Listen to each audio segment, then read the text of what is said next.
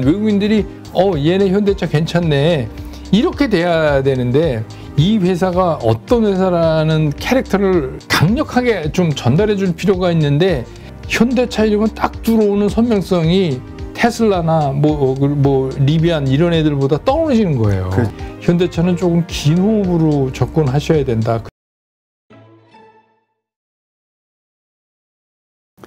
이번에 현대차 얘기해 볼까요?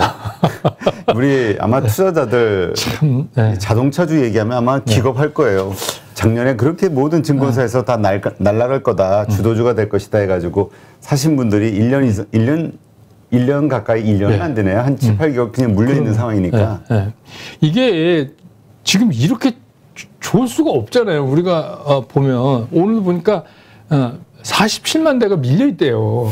그럼 그거 9개월 동안 죽으라고 만들어야지 되는 거거든요. 그러니까 실적도 작년에 사상 최대. 네, 그다음에 뭐 배당도 거의 그룹 전체 따지면 3조가 넘어가게 준다고 그러고. 아니 그런데 주가가 안 올라요. 근데 이제 제가 판단할 땐 이런 것 같아요.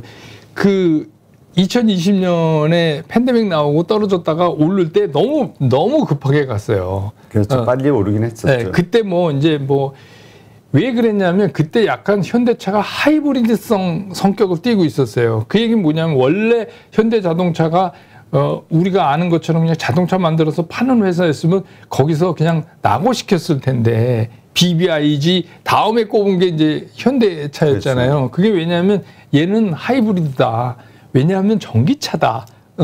그러니까 이건 조금 다르다. 이렇게 이제 인식이 되면서 거기서 너무 빨리 왔어요. 그러니까 거의 9만 원 밑에 있다가 거의 28만 9천 원인가요? 최고가가 그때 그런 거니까 엄청나게 빠르게 올랐잖아요. 어떻게 보면 지금이 이제 그 후유증이 나타난다. 그러니까 지금같이 시장이 악재에 시달리고 이러는 사이에 갑자기 현대차를 여기서 산다고 그래서 누가 쫓아올 리도 없고. 그렇죠. 네. 그리고 외국인들도 지금 현대차 못 사면 못 사는 것도 아니고.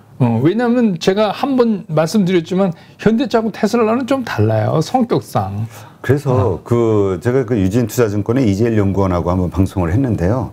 그 유진투자증권에서도 그렇게 얘기를 하더라고요. 그러니까 지금 투자자들 입장에서 볼 때 원래 내연기관차들의 원래 PER은 한 5, 6배 정도. 그렇죠. 그러니까 지금 정도 수준이라는 거죠. 네. 약간 싼 수준이긴 하지만. 근데 이제 전기차라는 어떤 새로운 성장 동력 때문에 이제 가격 릴레이팅이 일어난 건데, 현대차나 테슬라나 폭스바겐 같이 이런 글로벌 경쟁차들하고 비교해 보면은 일단 첫 번째 내연 배터리 내재화.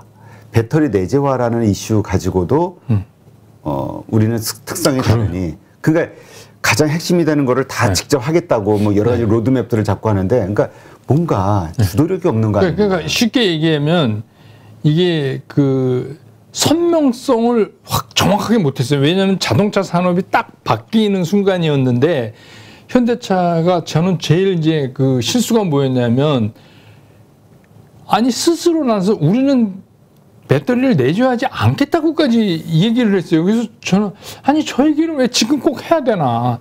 저 얘기하면 배터리 회사가 싸게 주나?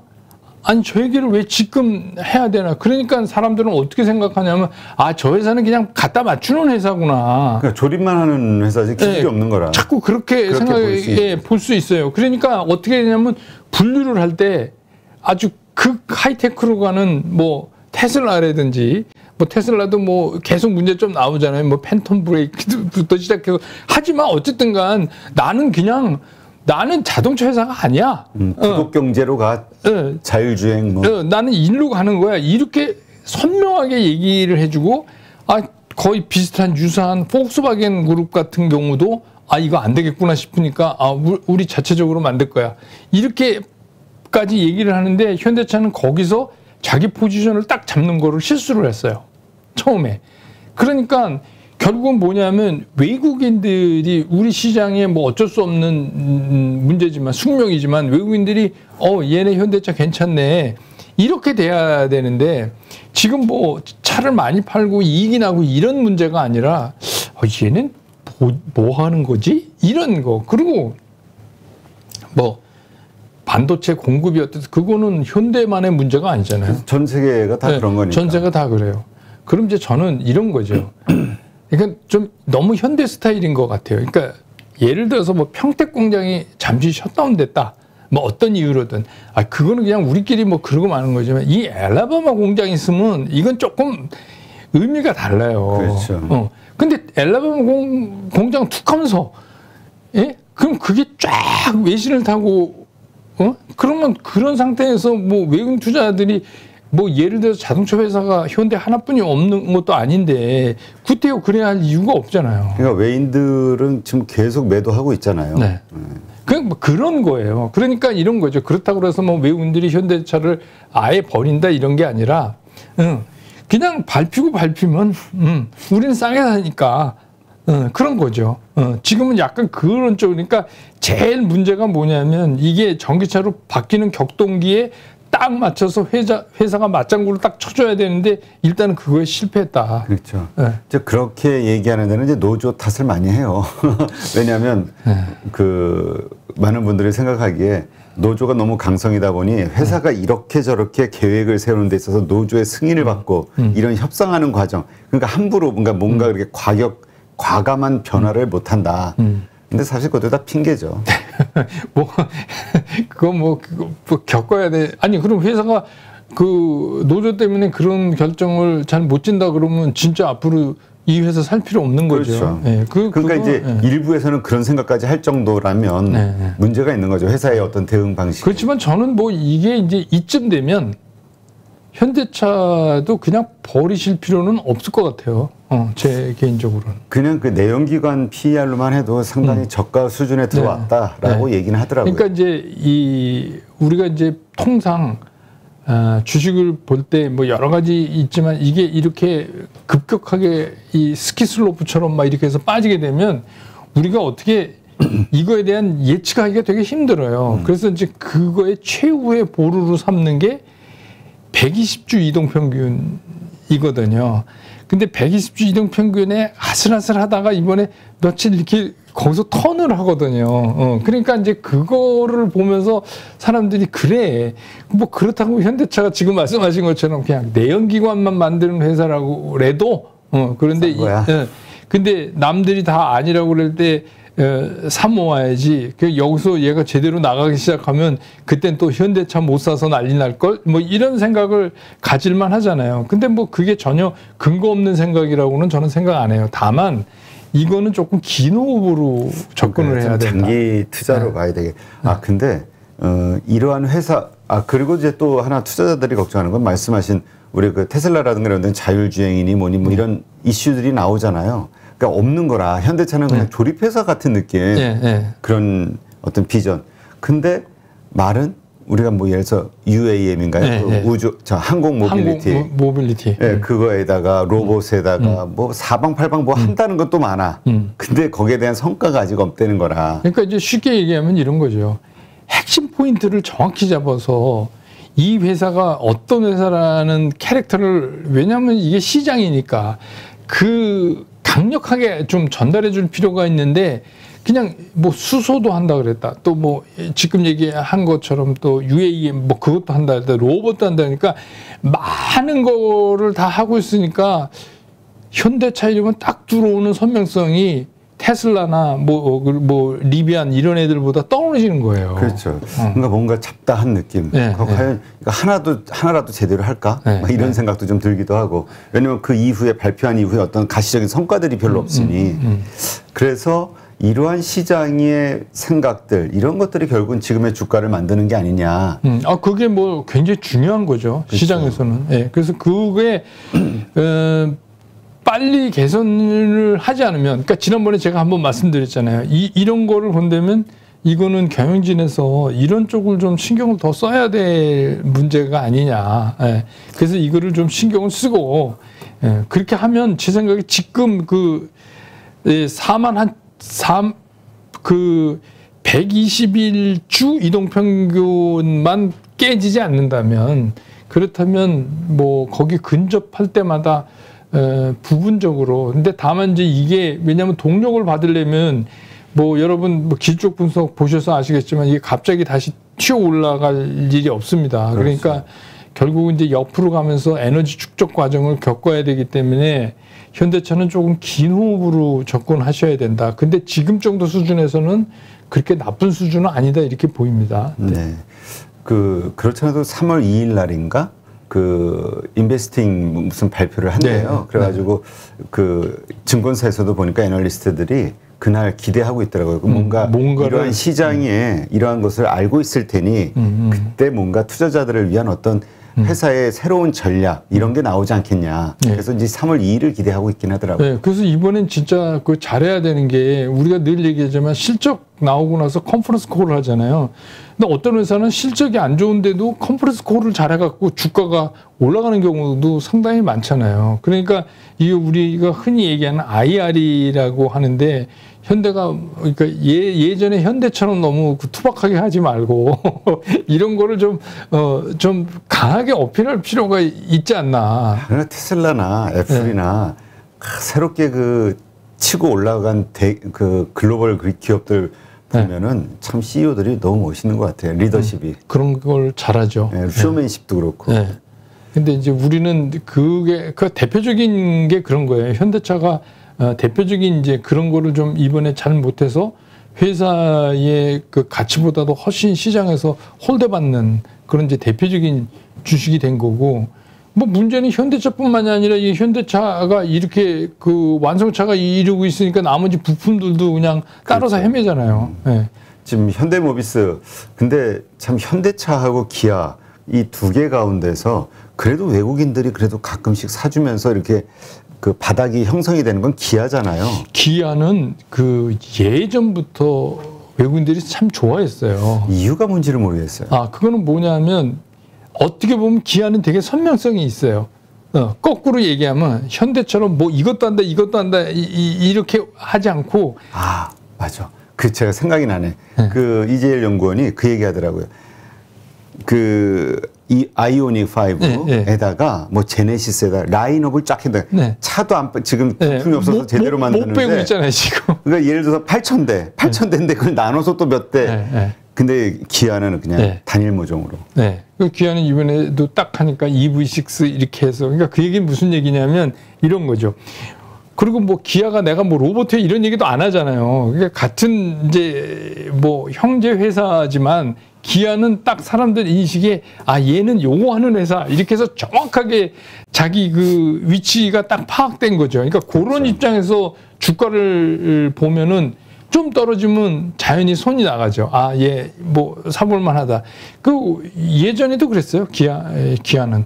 저러다가 이제 뭐 자동차 이쪽이 다시 재평가되는 상황이 연출되면 그때는 제 생각에도 현대차보다 기아가 빨리 갈 것 같아요. 워낙 그러던 성격의 주식이니까. 탄력성이 지난번 애플카 이슈 있었을 때도 보면은 탄력성이 정말 좋긴 하더라고요. 근데 지금 말씀하신 것처럼 부품주들, 지금 현대모비스 같은 경우 왜 이렇게 주가가 자동차보다 더 빠지냐 그 질문을 했더니 그 얘기를 하더라고요. 현대모비스 같은 경우는 현금도 많고 하다 보니까 그룹 내에 돈 들어갈 만한 연구 개발은 전부 모비스가 맡아서 하는 거라. 그러니까 그게 결국은 미래를 위한 투자일 수도 있지만 그만큼 불확실성이 커진다는 거니까. 네. 예. 그러니까 우리 주주들 가운데서는 그게 결국 지배주주 이슈. 주가를 누르기 위해서 그런 거 아니냐. 요즘에 이제 그런 것들 얘기가 특히 이제 현대차 쪽에서 많이 나오는데 모비스도 그렇고 또 현대차랑 굉장히 붙어 있는 많은 부품 회사들이 있잖아요. 근데 그 부품 회사들이 절대로 나쁘거나 뭐 기술력이 없거나 이런 회사들도 아니에요. 다 세계적으로 어디 내놔도 괜찮은 회사들인데 그 회사들이 고전하는 이유는 딱 간단한 거예요.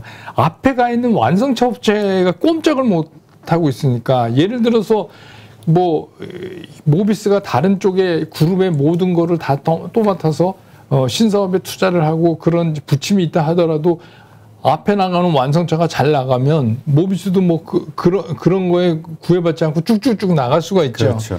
그러니까 결국 지금 만도도 그렇고 현대차 그룹 내에 있는 다른 부품들도 그렇고 이것들이 전부 거기에 막혀 있는 거예요. 그래서 이거는 제 생각에 그 부품 회사를 저한테 이제 물어보시는 분들이 많이 계신데 저는 이제 그분들한테 그렇게 말씀드려요. 이거는 떨어졌다 가는 거기 때문에 완성차가 해결이 안 되는데 부품이 먼저 올라갈 수가 없다. 그렇죠. 구조적으로. 그러니까 모든 걸 집중해서 완성차에다가 보고 있을 수밖에 없다. 시장을 볼 때. 그래서 완성차가 조금씩 개선된다고 생각이 들면 그때 하셔도 충분히 시간이 많을 것 같아. 구조적으로. 그런 말씀은 제가 드리죠. 근데 그건 뭐 어쩔 수가 없어요. 네. 그러니까 근데 이제 자동차 그리고 또 이 부품주들은 이 뭐죠? 이 배송, 네. 그 뭐지? 물류 비용 이게 또 장난이 아니었다 그러더라고요. 부품들을 네. 전부 그렇게 해야 되니까. 네. 그래서 이제 그래서 사실은 그것 때문에 부품주들이 이제 완성차도 공급 부족 때문에 뭐 앞에서 못 나가고 있지. 그런데다 지금 말씀하신 거 이거 계속 원가 상승 압력은 계속 가해지지. 그러니까 이제 뭐 실적도 조금 떨어지게 되고, 그러면 시장에서는 또 그게 또 더 크게 반영되고, 지금 이제 부품주는 그래서 어려운 거죠. 그렇죠. 그 만도 같은 경우도 거기다 또 그 뭐죠? 그 분할 그 물적 분할 그 이슈가 또 있어가지고. 근데 요새는 이제 잘 아셔야 될 게 저보고 질문해 오시는 분 중에 이게 물적 분할을 어떻게 보십니까? 이러는데 일단은요. 지금은 시장에서 물적 분할은 나쁜 짓 이렇게 지금 그렇죠. 딱 이퀄 돼 있잖아요. 그러니까 일단 노이즈가 나면 일단 피해 있어야 돼요. 아니 그게 그 원래 물적 분할이 잘못된 게 아니라 물적 분할 후 상장이 잘못된 그렇죠. 거죠. 네, 물적 분할 후 상장. 그러니까 뭐 예를 들어서 최근에는 뭐 우리가 직접 무슨 출자를 해서 뭐 그게 그건데 뭐 따지고 보면 그것도 물적 분할인데 아까 말씀하신 대로 문제는 뭐냐면 이게 비상 상장 상태로 계속해서 모회사에 존재하면 그 가치가 그 가치니까 그렇죠. 예, 우리가 그냥 뭐 이해할 수 있는데 문제는 이게 상장될 때 기존의 주주들이 여기에 무슨 수로 참여하느냐. 그래서 제가 계속 얘기하는 게 왜 IPO 하는데 기관한테 70%를 주냐. 그것도 바꾸고 기관도 일부 돈을 내라.